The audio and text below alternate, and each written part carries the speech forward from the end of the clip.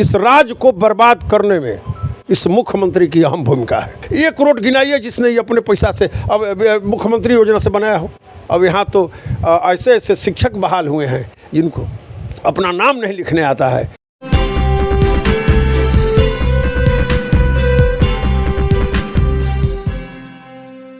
नमस्कार, मैं सोनू कुमार, आप देख रहे हैं मीडिया दर्शन।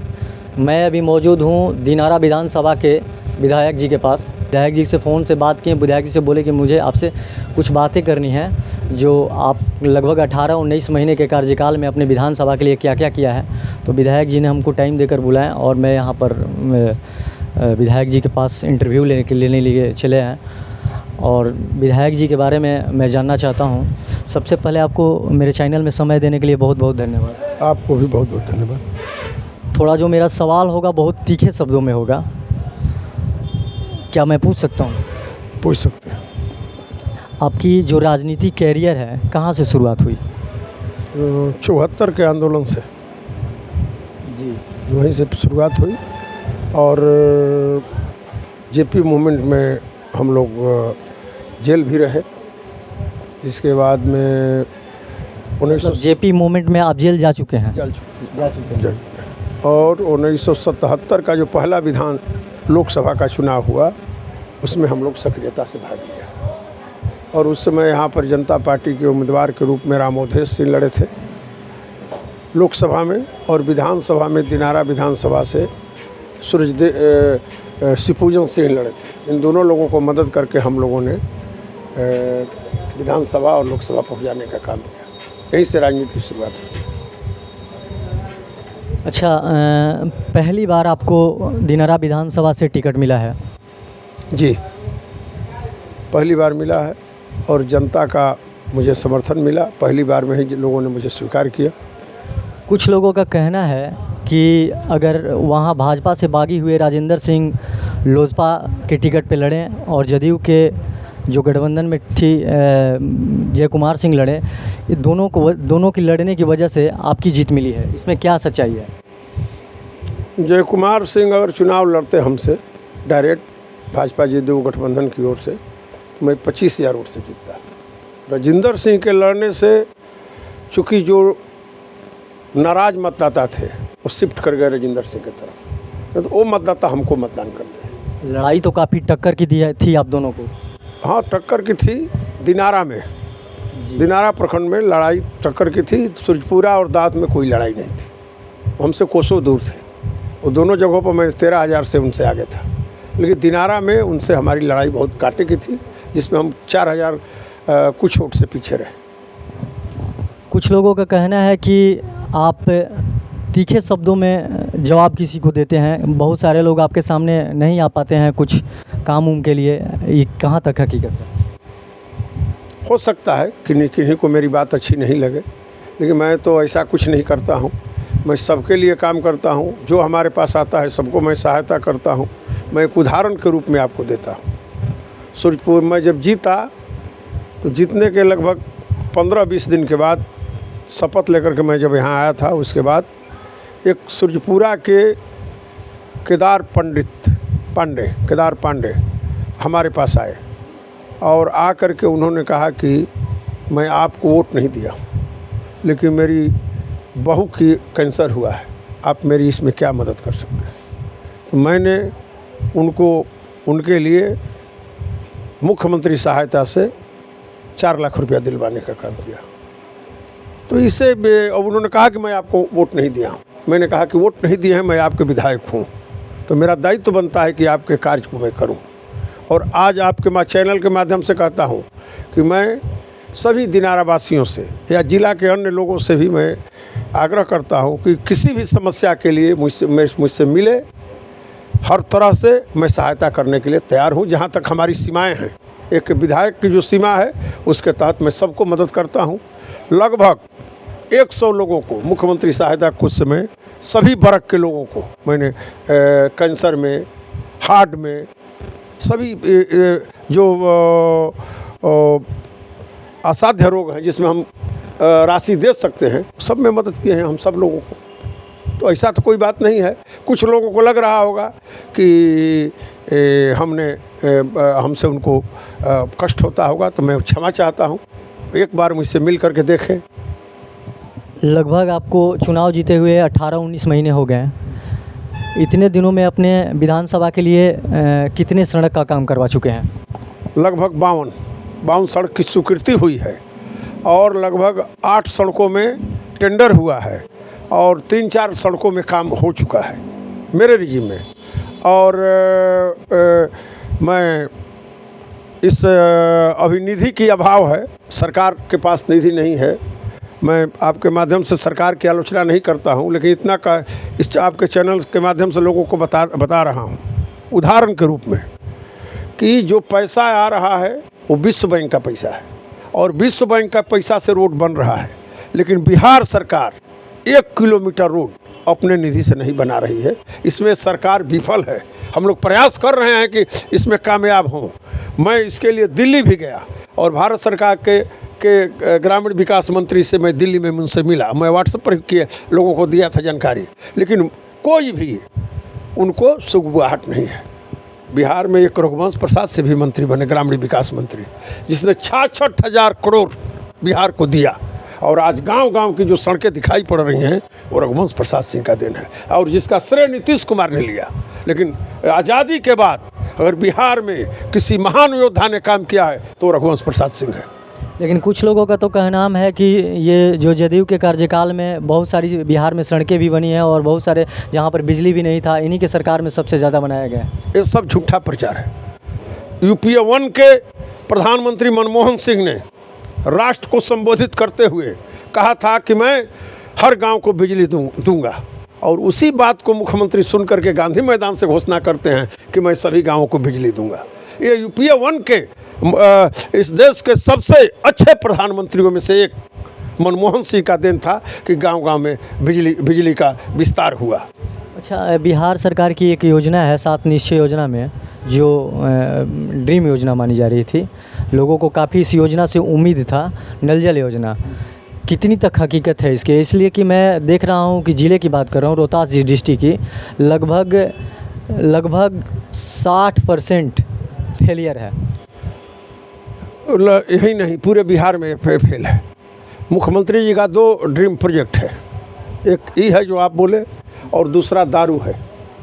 इसको वो अपना ड्रीम प्रोजेक्ट मानते हैं, बिहार के लोगों के लिए कल्याणकारी योजना मानते हैं और दोनों पूर्णतः फेल है। इस राज्य को बर्बाद करने में इस मुख्यमंत्री की अहम भूमिका है। अब तक के आज़ादी के बाद सबसे अक्षम मुख्यमंत्री का नाम नीतीश कुमार है। अक्षम मुख्यमंत्री का नाम नीतीश कुमार है। ये 24 घंटा गोटी बिछा करके शतरंज की चाल चलता है, कैसे इनको ठीक कर दें, कैसे उनको ठीक कर दें। राजनीतिक विरोधियों को परास्त करने के अलावा इस आदमी का कोई योगदान नहीं है बिहार के लिए। आज रोड बना है, रोड जैसे कि आप कह रहे हैं कि रोड जो गांव-गांव में बना, एक रोड गिनाइए जिसने ये अपने पैसा से अब मुख्यमंत्री योजना से बनाया हो, कहीं नहीं।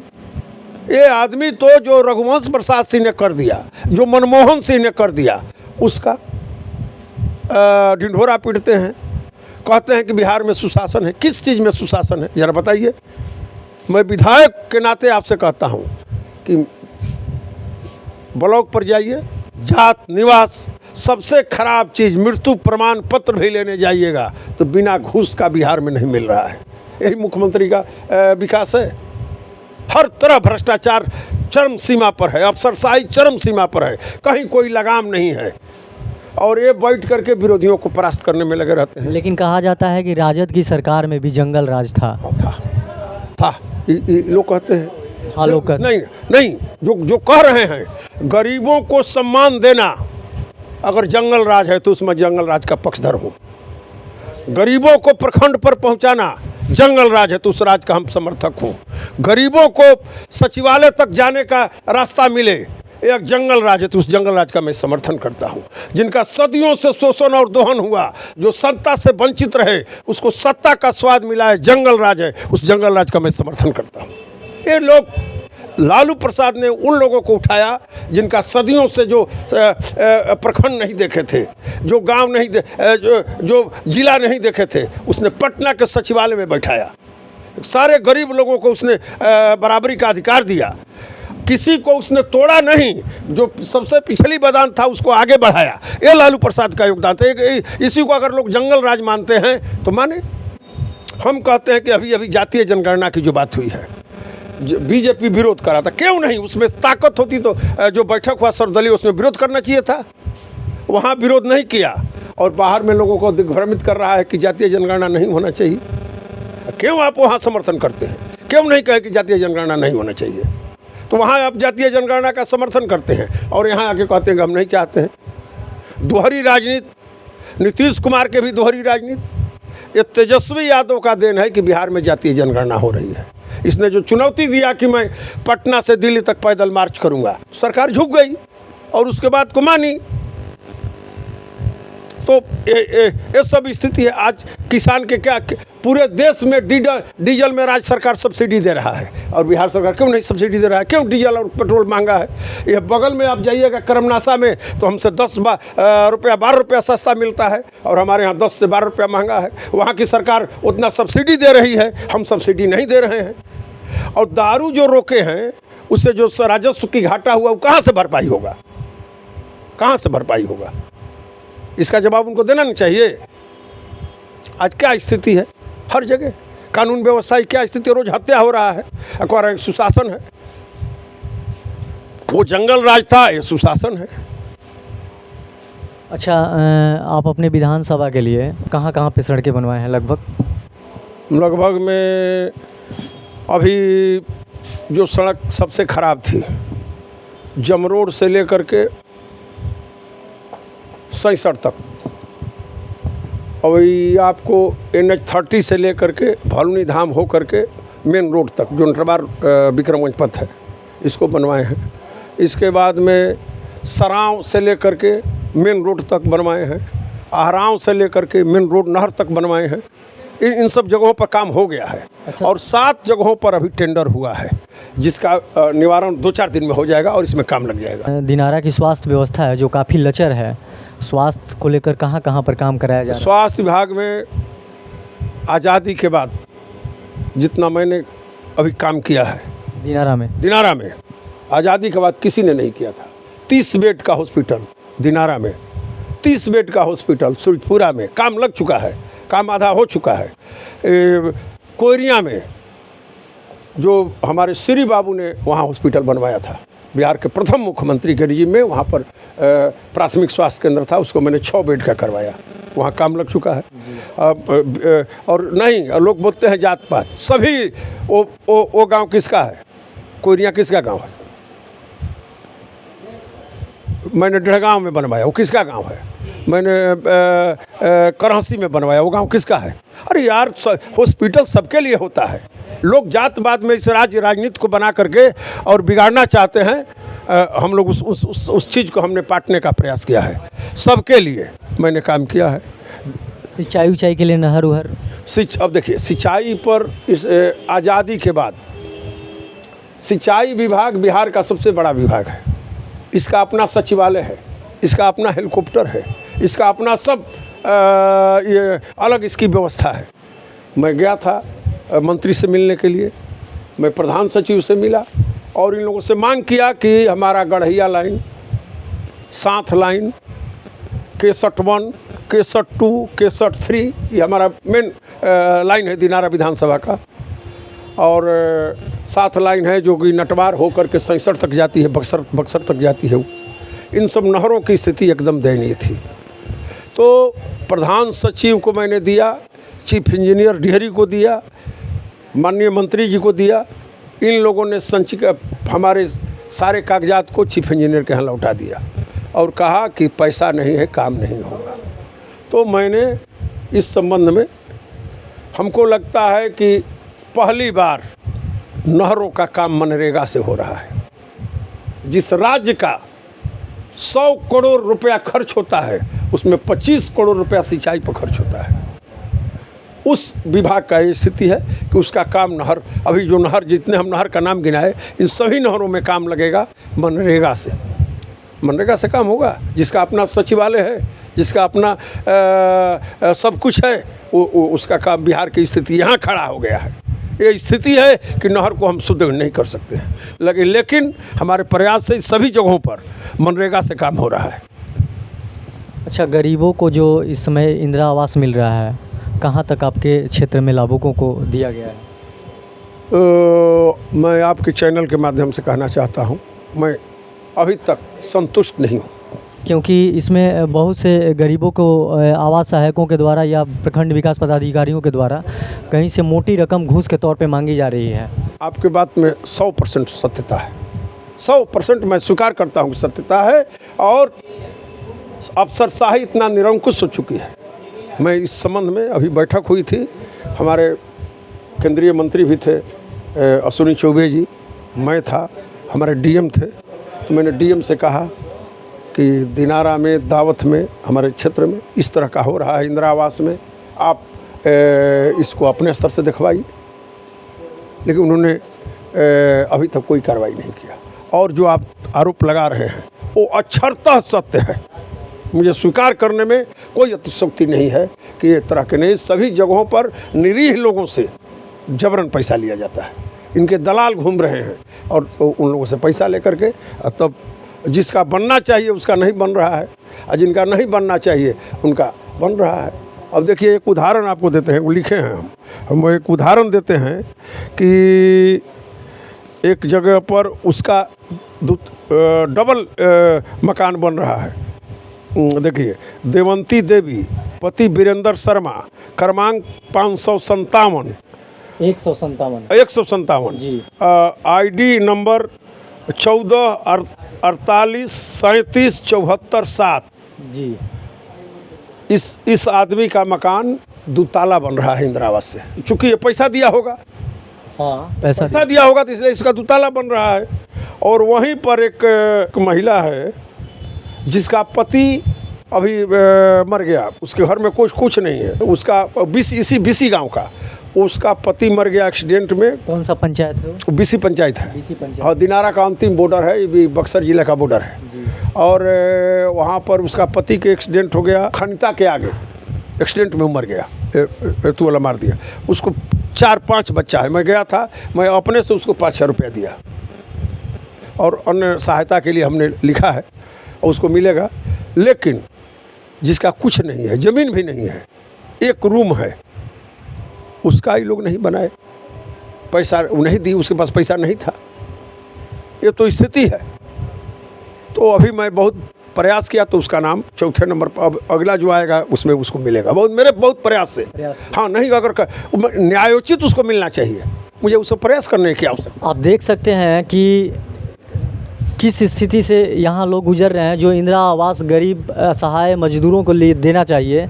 अब विधायक जी का कहना है कि किसी दुतल्ला मकान के लिए इंदिरा आवास दिया जा रहा है। कैसा स्थिति है, और एक विधायक को पैरवी करना पड़ रहा है आवास के लिए, कि ताकि इस आदमी को आवास दिया जाए जो चाहिए, जेन्युइन आदमी को।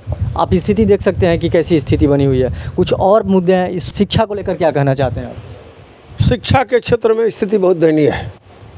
हम जब जीत करके गए तो सभी उच्च विद्यालय के प्रधानाध्यापकों की बैठक के किए थे। उसमें हमारे प्रखंड शिक्षा पदाधिकारी थे, बैठक किया। पहली बार आपके ज़िला में मेरे प्रयास से जितनी संपत्तियां हैं उसका खुले डाक से नीलामी हुआ है। मैं डीएम से कहा, हमारे यहाँ 66 एक उच्च विद्यालय है, नागेश्वर पाठक उच्च विद्यालय, वहाँ के पाठक जी बहुत प्रतिष्ठित थे, उन्होंने उस ज़मीन को दिया। वहाँ नीलामी बैठ करके लोग कर देते थे और पैसा बांट लेते थे। तो मैंने कहा कि नहीं, माइक से प्रचार किया जाए। माइक से प्रचार करवाया गया और प्रचार करवा के डाक किया गया, और डाक में जो अधिकतम डाक बोला उसको मिला। और शिक्षा के क्षेत्र में हम अभी हमारे यहाँ करीब 10 विद्यालयों के लिए मैंने पटना से पैसा भिजवाया है, जो डाक हो गया है, डाक को हो गया, उसका काम लगेगा। उसमें बलिया उच्च विद्यालय है, वो कई जगहों पर है, पूरा हमको नाम नहीं याद है, 7-8 जगहों पर हो गया। और अभी हम 3 स्कूल को चाहते हैं दिनारा विधानसभा में। राजेश्वरी उच्च विद्यालय सूर्यपुरा, जो राजा साहब ने बनवाया था, उस महान शख्सियत को मैं नमन करता हूं, जिसने उतना अच्छा स्कूल बनवाया। राजा राधिका रमन प्रसाद सिंह ने बहुत बड़ा चीज़ दिया है सूरजपुरा के लोगों के लिए। हॉस्पिटल का ज़मीन उनका है, पशुपालन का ज़मीन उन्होंने दिया है, विद्यालय का ज़मीन उन्होंने दिया है, प्रखंड का ज़मीन दिया है, अंचल का ज़मीन दिया है। उस महान शख्सियत ने, राजा लोग अक्सर कहीं स्कूल नहीं बनवाते हैं, लेकिन इस महान शख्सियत ने वहाँ इतना, इस ज़िले का सबसे बढ़िया स्कूल बनवाया है। तो मैं चाहता हूँ कि उसको बलदेव उच्च विद्यालय, फक्कड़ ने हमारे यहाँ दिनारा में जो स्कूल बनवाए हैं फक्कड़ बाबा, वो बलदेव उच्च विद्यालय इसको, और नागेश्वर पाठक उच्च विद्यालय सैंसड़, इस 3 विद्यालयों को मैं चाहता हूँ कि इस जिला का सबसे बढ़िया विद्यालय बने। और इसके लिए मैं प्रयासरत हूँ।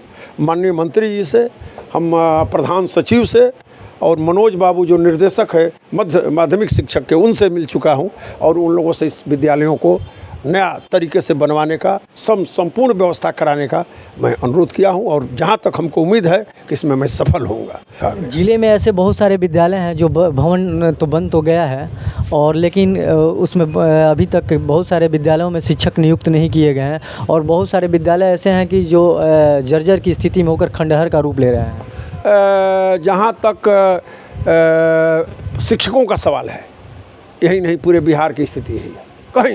कहीं गणित के शिक्षक हैं तो हिंदी के नहीं, कहीं हिंदी के शिक्षक हैं तो अंग्रेजी के नहीं, किसी विद्यालय में शिक्षक नहीं है। मैं आपसे इसको थोड़ा आगे बढ़ाते हैं, ये क्या व्यवस्था है। हमारे नेता डॉक्टर राम मनोहर लोहिया ने कहा था कि राष्ट्रपति का बेटा या भंगी की संतान, सबकी शिक्षा एक समान। काश ये देश में लागू हो गया होता और ये निर्णय हो गया होता कि जो सरकारी स्कूल में पढ़ेगा उसी को ही सरकारी नौकरी मिलेगी, तो इस विद्यालयों की स्थिति नहीं होती। लेकिन ये नहीं हुआ, और पिलानी और स्कोट में पढ़ने वाले लोग, जिसके एक बच्चे को पढ़ाने में लाख से 2 लाख रुपया खर्च होता है, और दूसरा जिसका उदाहरण आप दिए, जिस विद्यालय में अंग्रेजी के शिक्षक हैं तो हिंदी के नहीं, हिंदी के हैं तो अंग्रेजी के नहीं, वहाँ बैठने पढ़ने वाला बच्चा कैसे उससे मुकाबला करेगा। जहाँ संपूर्ण आधुनिक व्यवस्था है, वो कंप्यूटर से पढ़ता है, उसको सारी आधुनिक शिक्षा दी जाती है, और हमारे बच्चे को जो शिक्षा देना चाहिए हम नहीं दे पाते हैं। लेकिन कंपटीशन तो एक होता है, उसमें दोनों को बैठना पड़ता है। एक बार रामलखन बाबू ने कहा था, अपने भाई का नाम लिया था कि अगर वो जहाज़ का लेख लिखने के लिए आ जा कि जहाज़ पर लेख लिखो, तो मेरा बेटा जहाज़ में बैठ करके जाता है, वो जहाज़ को देखता है कि जहाज़ के भीतर क्या है, तो कितना ही ख़राब लिखेगा तो सब कुछ लिख देगा भीतर का ये चीज़ जहाज़ में होता है। लेकिन हमारे भाई का बेटा जो जहाज़ में नहीं चलता है, उसको वही लेख लिखने के लिए दिया जाए तो नहीं लिख सकता है। तो इसलिए शिक्षा की अभी जो स्थिति है बिहार में बहुत दयनीय है। अब यहाँ तो ऐसे ऐसे शिक्षक बहाल हुए हैं जिनको अपना नाम नहीं लिखने आता है। वो शिक्षा नीतीश कुमार के कहते हैं कि हम बिहार में शिक्षा का मुनिया चली साइकिल पर। अरे कि साइकिल चलाने से मुनिया पढ़ेगी कि पढ़ाई पर होने से मुनिया पढ़ेगी? यही स्थिति है शिक्षा की।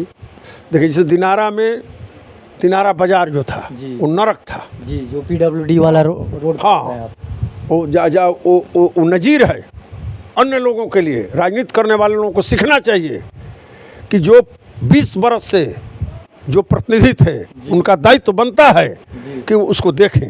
मेरा भी दायित्व बनता है कि अपने क्षेत्र में कहीं गलती हो रहा है तो वहाँ मुझे जाना चाहिए और देखना चाहिए और करना चाहिए, लेकिन किसी ने नहीं किया। वो समझ में नहीं आ रहा था। मैं जीत के गया तो कई लोगों ने हमसे कहा कि दिनारा का स्थिति ये है। मैं PWD का जो नहीं था तो मैं कोचस डिवीज़न से पूछा तो कहा कि मेरे में नहीं है। बक्सर डिवीज़न दोनों का बॉर्डर है, बक्सर और कोचस का, तो बक्सर वाला भी कहा कि हमारा नहीं है। लगभग 700 फीट। तो मैं सचिवालय में गया, आज वो नहीं है। मीना साहब जो प्रधान सचिव थे रोड विभाग के, वो दिल्ली चले गए। उनसे मैं कहा कि ये स्थिति है, आपका दोनों ओर रोड बन गया है और 700 फीट नहीं बनने से ख़त्म है। उस महान शख्सियत ने, वो आज नहीं है, बहुत योग्य आदमी थे, कासू रहते बिहार में। आज बिहार के सभी अच्छे अफसर बिहार छोड़ के भाग रहे हैं। मीना साहब चले गए। हमारे संजय कुमार इसी लहरी गांव के थे जो प्रधान सचिव थे उच्च शिक्षा के, वो यहाँ से चले गए, भाग गए। इस राज्य में चंद IAS फैसला करते हैं कि राज कैसे चलेगा। अच्छे लोग फैसला नहीं करते हैं कि राज कैसे चलेगा। ये सारे अच्छे लोग चले गए। वो आदमी RWD से इसलिए हटा दिया गया कि पिछले चुनाव में उससे 200 करोड़ मांगा गया, 200 करोड़ रुपया मांगा गया कि आप दीजिए तब इसमें रहिएगा। वो कहा कि मैं कहाँ से दूंगा। उसको हटा दिया गया और उसको जाकर के फूड का कमिश्नर बना दिया गया। तो ईमानदार लोगों को तो यहाँ रहने ही नहीं दिया जाता है, काम करने ही नहीं दिया जाता है। वो कौन शख्सियत था जिसने 200 करोड़ मांगा, जिसको आज राज्यसभा से वंचित किया गया? वही शख्सियत था जिसने 200 करोड़ मांगा कि दीजिए, विधानसभा का चुनाव लड़ना है। ऐसे ऐसे लोग इस राज्य को चला रहे हैं, सुशासन का ढिंढोरा पीट रहे हैं। बिहार में खुशहाली है, जाइए तो नरक है। आप चौक पर गए, चौक पर ये जो देख रहे हैं चौक की स्थिति हमारी, कहीं कोई कानून का राज नहीं है, सब जगह अपराधियों का बोलबाला है। जिसको जो मनाता है, सत्साही इतना बढ़ गया है कि अफसरों का कहीं नियंत्रण नहीं है। ये स्थिति है। इस राज्य को ईश्वर चला रहे हैं, किसी से चल नहीं रहा है। तो मैं, आपने मेरा मुझसे इंटरव्यू लेकर के लोगों को हमारी भावना को जाना, जो मुझे समझ में आया मैंने उसको आपको बताया। और मैं आपके माध्यम से दिनारा वासियों को आश्वस्त करता हूं कि कोरोना के चलते मैं 6 महीना कुछ नहीं कर सका। 1 साल में मैं जो किया हूं वो उन लोगों के सामने है। और 3 साढ़े 3 साल और समय जो बचा है, इस अवधि में मैं दिनारा को प्रयास करूंगा कि अच्छा दिनारा बनाऊं। बिजली के क्षेत्र में, नहर के क्षेत्र में, शिक्षा के क्षेत्र में, और समरस समाज की स्थापना करूं, जो जहां कोई भेद न हो, आपस में भाईचारा मिल करके रहे। और मेरा ये प्रयास अब तक सफल है कि कहीं कोई तनाव नहीं है। सब लोगों से, मैं सबके यहाँ जाता हूँ जो मुझे बुलाता है, और मिल करके मैं जहाँ जाता हूँ सबसे कहता हूँ कि मिल कर रहिए, मिल कर रहिएगा, समृद्ध बनिएगा। झगड़ा कीजिएगा, समृद्ध नहीं बनिएगा। आपको आगे बढ़ना है तो अपने बच्चों को पढ़ाना होगा, आपको मेहनत करना होगा, तब आपके अगर बच्चे पढ़ेंगे तो आपका निश्चित तौर पर भविष्य बनेगा। जैसे कि आपने दिनारा विधानसभा विधायक से सारे कई मुद्दों पर आपने बात सुना। इन्होंने बात करते हुए बताया कि मैं 6 महीने कोविड के चलते बैठा था, और 1 साल में जितने दिनारा विधानसभा के लिए किया हूँ, अभी 3.5 साल मेरे पास हैं। और 3.5 साल के बाद पूरे दिनारा को सड़क के क्षेत्र में, शिक्षा के क्षेत्र में, सिंचाई के क्षेत्र में लोगों को जो भी सुविधाएँ हैं मैं पहुँचाने का कोशिश करूँगा। ऐसे ही तमाम खबर देखने के लिए बने रहिए मीडिया दर्शन के साथ। मैं सोनू कुमार, धन्यवाद।